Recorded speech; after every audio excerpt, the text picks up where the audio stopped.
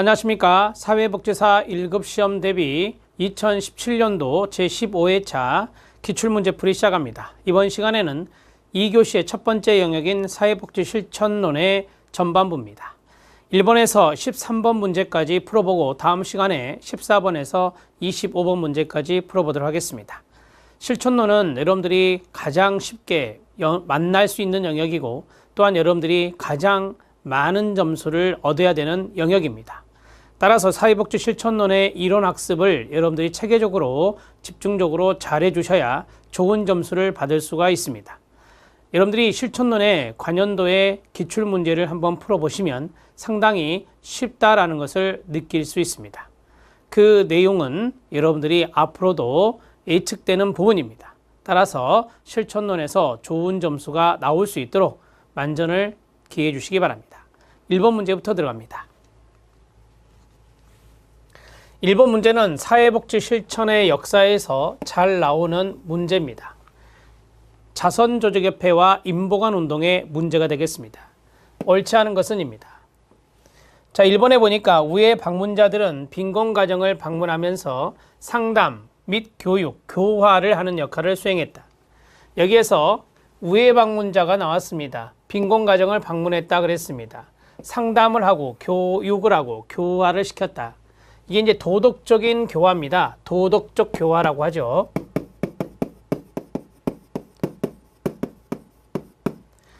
자, 이것은 바로 COS와 연관성이 있는 겁니다. 자선조직협회입니다. 2번 우회 방문자들은 빈민 구제에 도덕적 잣대를 적용하여 빈민을 통제하고자 하였습니다. 자, 통제하고자 했다. 그래서 우리는 바로 사회 진화론의 영향을 받은 것이 바로 COS라고 배웠습니다. 도덕적 잣대를 적용했다라고 하는 것은 가치 있는 빈민은 도와주고 가치 없는 빈민은 도와주지 않았다라고 하는 겁니다. 도덕적인 개혁 노력을 하는 빈민은 도와주고 도덕적인 개혁 노력을 하지 않으면 이것은 도와주지 않았다라고 하는 것이 바로 통제의 의미입니다. 맞습니다. 자, 그 다음에 우회 방문자들의 개입 대상은 개인이나 가족이었습니다. COS는 빈곤의 책임을 개인에게 두었습니다. 그리고 개인의 도덕적인 교화를 강조했기 때문에 우회 방문자들의 개입 대상은 주로 개인이나 가족이었습니다. 자선조직협회는 앞에 주어가 아예 COS가 나왔습니다. 연구나 조사를 통해 리서치, 사회 제도를 개혁해야 된다. 리폼, 개혁이란 단어죠. 해야 한다는 기본 개념을 가졌다. 틀렸습니다. 리서치와 리폼이 나오면 임보관의 3R 중에 하나입니다. 임보관 운동과 연관성이 있고요. 임보관 운동의 3R에서 첫 번째 리서치, 두 번째 리폼, 세 번째가 뭐죠? 레지던스입니다.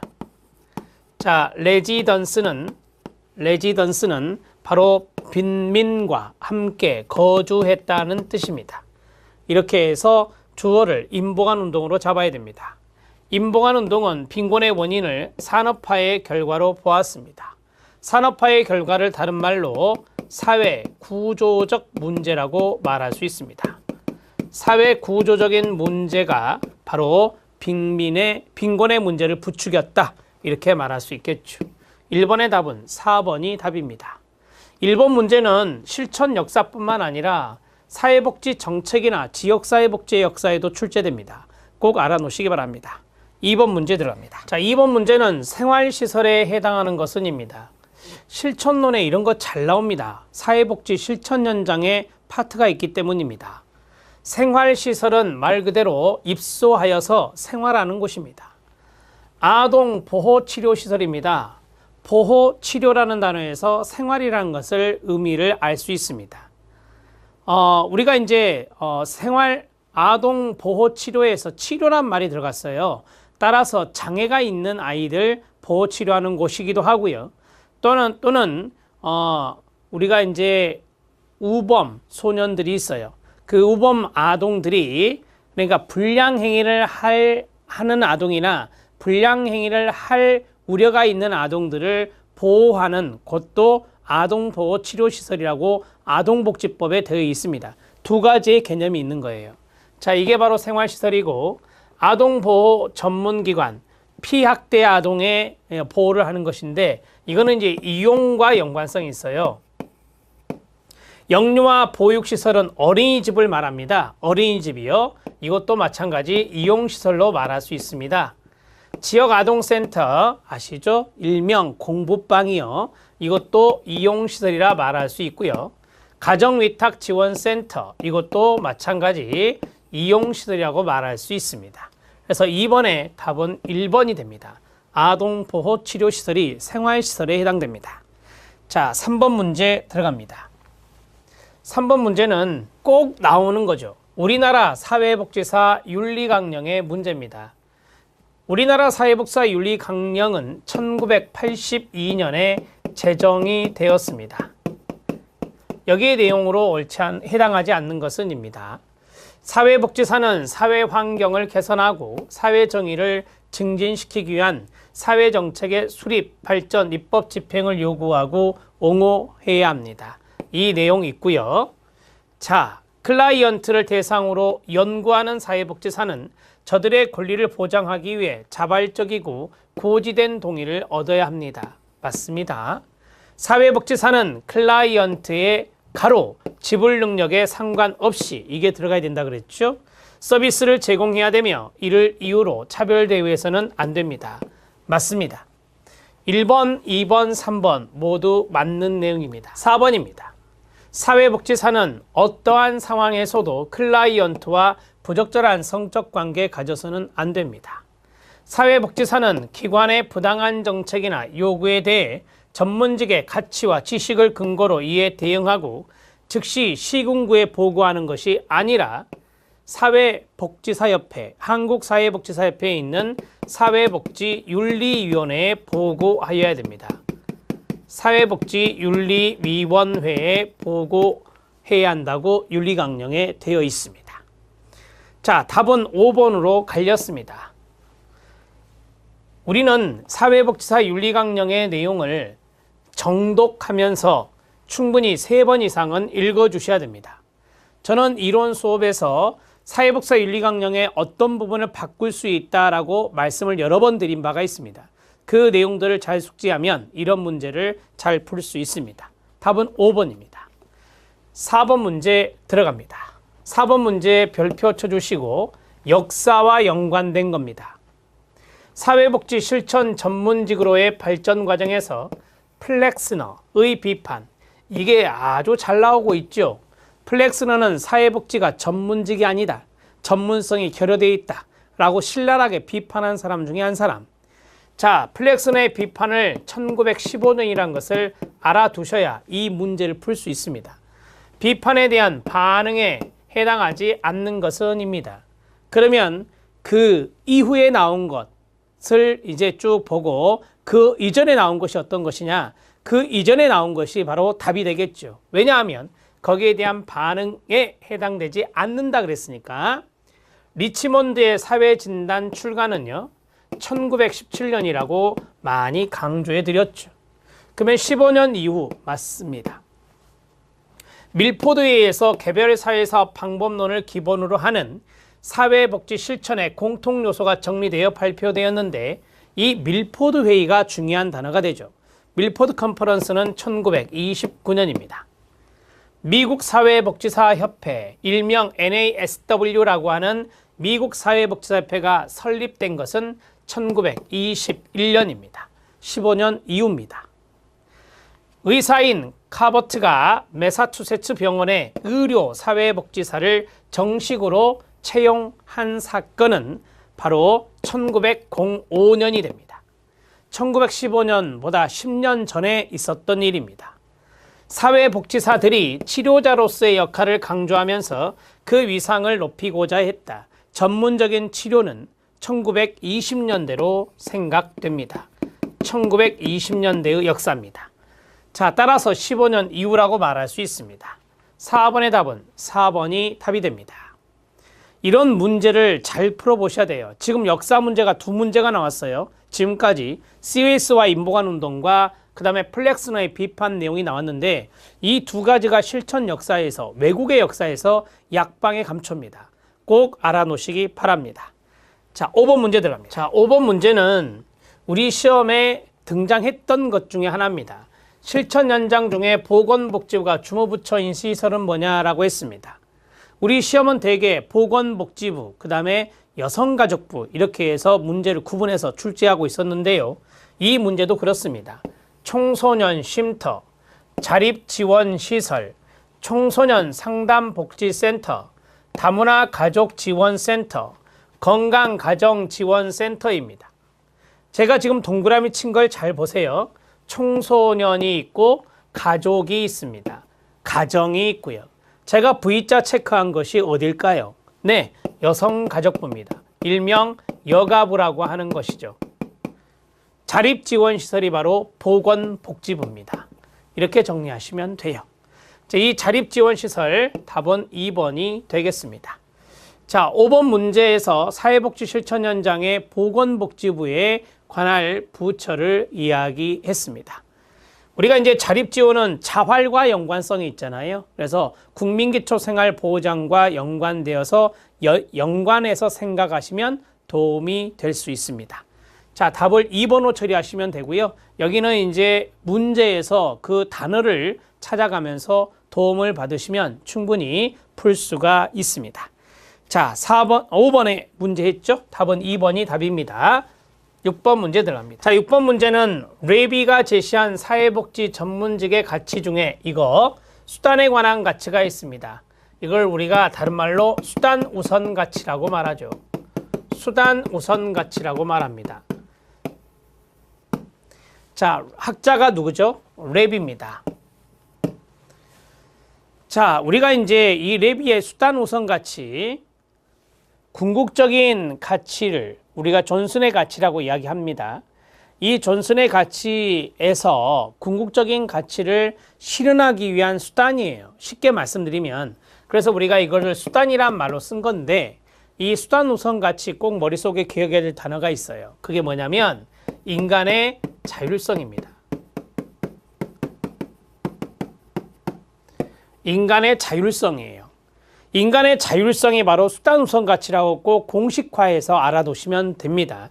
그럼 이 자율성이 힌트가 될 수 있는데요. 우리는 인간에 대한 존엄성, 존중 이런 것들을 궁극적 가치라고 하죠. 사회정의 실현 이런 것도 궁극적 가치라고 하는데 그것에 도달하기 위해서 어떠한 도구나 방법이나 수단에 바로 인간의 자율성이 있다라고 하는 거예요. 이 인간이 바로 클라이언트가 될 것이고 그 다음에 이 자율성은 바로 자기결정권이라 말할 수 있습니다. 그래서 클라이언트의 자기결정권을 존중해 주는 것을 우리가 수단 우선 가치의 대표적인 것이라고 생각하시면 됩니다. 그래서 세 번째, 자기결정권 존중입니다. 나머지는 그냥 안 보셔도 됩니다. 그래서 3번, 인간의 자율성의 하나인 자기결정권 존중이 수단 우선 가치에 들어가구나 라고 정리하셔도 됩니다. 6번의 답은 3번입니다. 6번 문제는 체킹해 주시고요. 자, 그 다음에 7번 문제 들어갑니다. 쉬운 문제죠. 이것은 우리가 이제 실천 기술론에도 나올 수 있는 건데요. 강점, 관점에 관한 설명으로 옳지 않은 것은입니다. 자, 개인을 진단 동그라미, 증상 동그라미, 진단에 따른 증상을 가진 자로 규정한다. 강점, 관점의 반대가 이거죠. 병리, 관점입니다. 1번 탈락입니다. 개입의 초점이 이게 중요한 단어죠. 가능성에 있다. 강점, 관점입니다. 외상과 학대 경험은 클라이언트에게 이게 중요한 단어죠. 도전과 기회의 원천이 될 수 있어서 강하게 할 수 있습니다. 모든 환경 속에는 활용 가능한 자원이 있다. 이게 중요한 것이죠.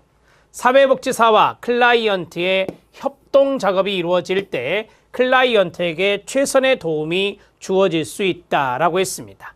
이게 바로 뭐냐? 파트너십이에요. 파트너십, 협력적 관계를 강조하는 것이죠. 따라서 답은 1번이 답이 됩니다. 2번부터 5번까지가 바로 강점, 관점에 대한 설명들이었습니다. 7번 문제는 쉽게 풀 수 있는 문제입니다. 8번 문제 들어갑니다. 8번 문제도 여러 번 나왔던 것입니다. 법정 자격입니다. 그것도 국가 자격, 법정 국가 자격을 모두 고른 것은입니다.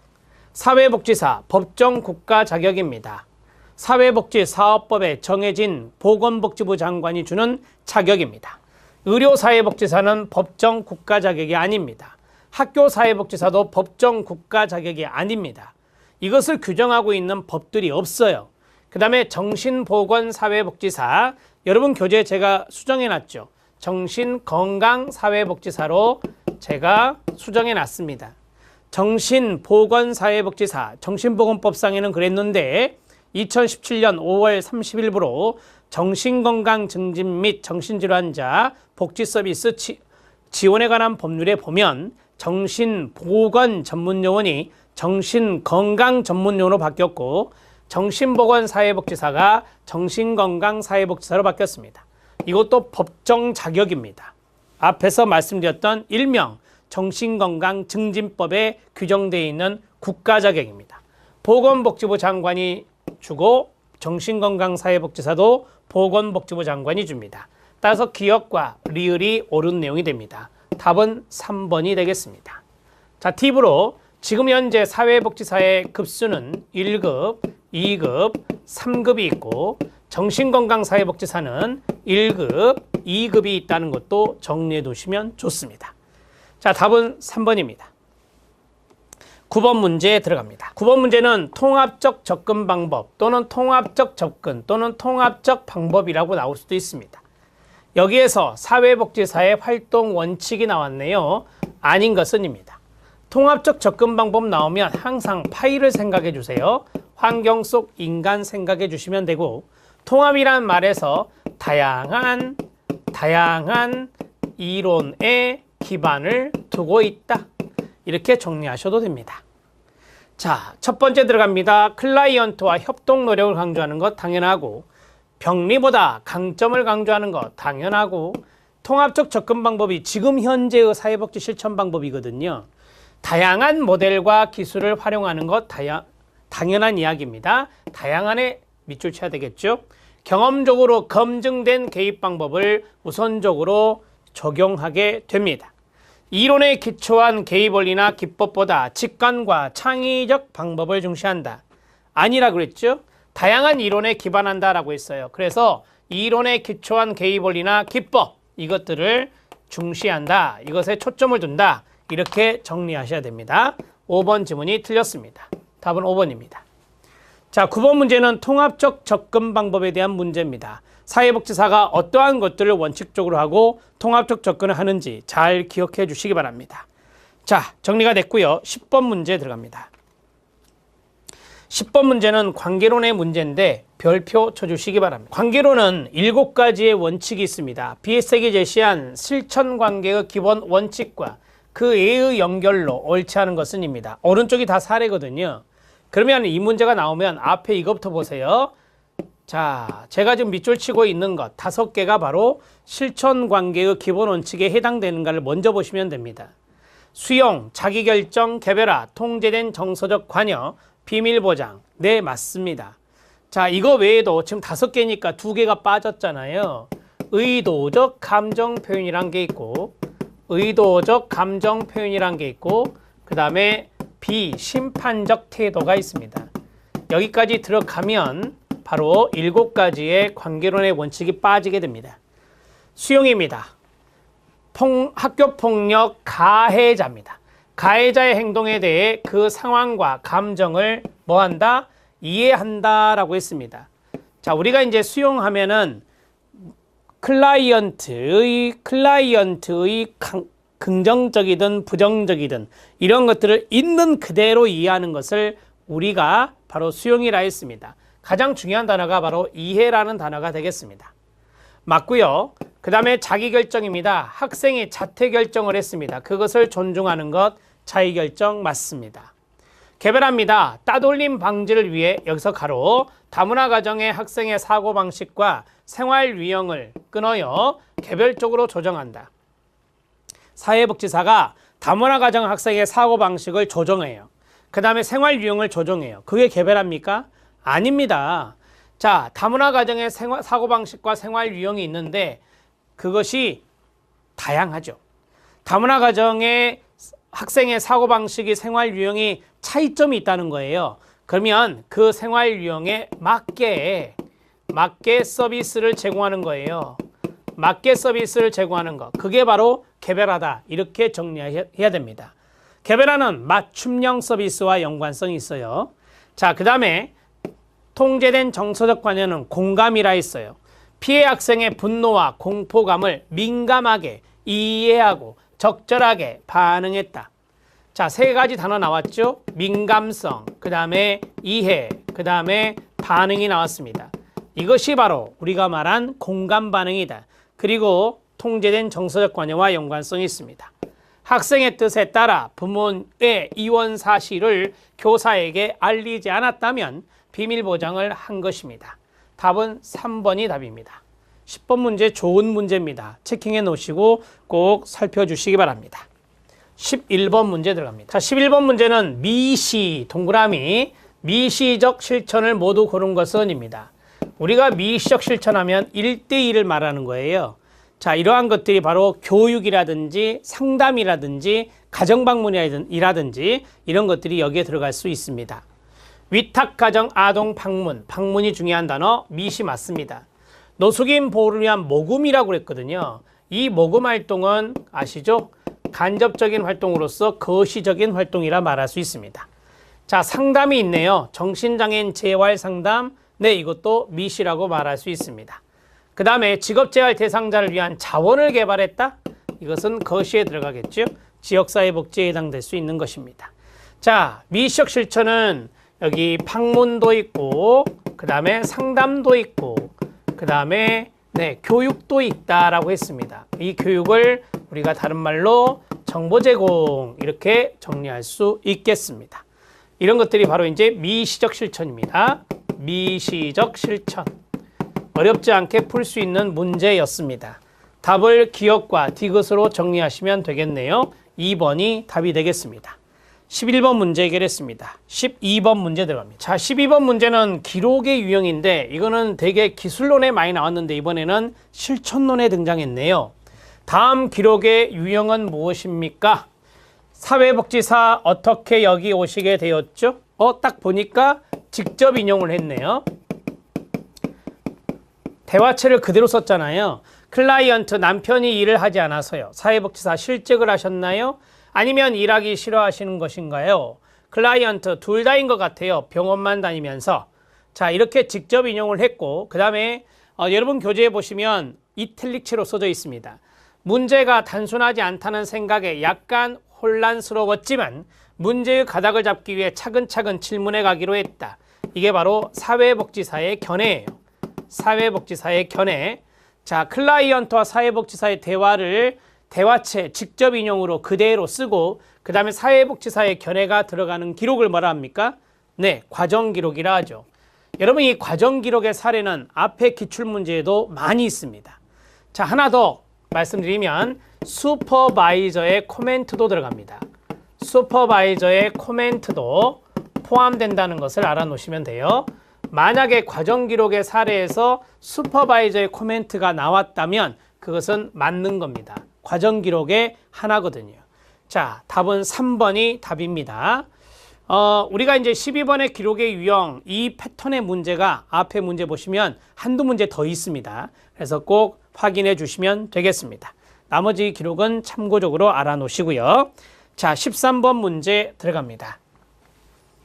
이번 시간의 마지막 문제입니다. 13번 문제는 바람직한 원조 관계 형성에 방해가 되는 사회복지사의 행동은입니다. 옳지 못한 것, 좋지 않은 것을 찾으면 되겠죠. 상황에 적절한 옷을 갖추어 입었다면 원조관계 형성에 도움이 됩니다. 클라이언트 비언어적 행동, 바디 랭귀지를 민감하게 관찰했다. 원조관계 형성에 도움이 됩니다. 클라이언트를 감동시키려고 노력했다. 이것을 다른 말로 하면 사회복지사가 자기 중심으로 일을 했다라고 하는 겁니다. 아니요, 틀렸습니다. 클라이언트를 감동시키려 노력하는 것보다는 어떤 것이 좋냐면 클라이언트의 입장을 중심으로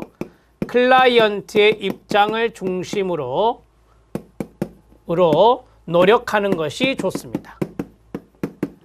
클라이언트 입장을 중심으로, 클라이언트가 요구하는 것을 중심으로 노력하는 것이 중요하지, 클라이언트를 감동시키려고 노력하는 것은 좋은 노력은 아니에요. 전문적 관계와 사적 관계의 경계를 분명히 하는 것 좋습니다. 전문적 관계 형성을 하기 위해서 여기 사적인 관계가 혼입되어서 혼란이 일어나면 안 됩니다. 그래서 사적인 관계의 경계와 전문적 관계의 경계를 분명하게 해놓는다면 이거는 관계 형성에 도움이 됩니다. 자신의 편견과 선입견을 인지해서 그것이 나타나지 않도록 노력하는 것이 좋겠죠. 그래서 편견 배제란 말 들어보셨죠? 편견을, 사회복지사가 자신의 편견을 배제하는 것, 이런 것들은 원조관계에 좋은 영향을 끼칩니다. 이렇게 했을 때 수용도 잘 되고 개별화도 잘 될 수 있습니다. 답은 3번이었습니다. 바람직한 원조관계 형성을 방해하는 요인을 찾아봤는데요. 그게 바로 세 번째가 되겠습니다. 자, 지금까지 13문제를 풀었는데 어렵지 않게 풀리시죠?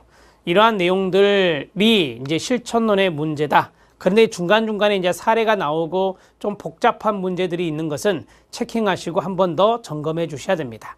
다음 시간에 14번 문제부터 들어갑니다. 수고하셨습니다.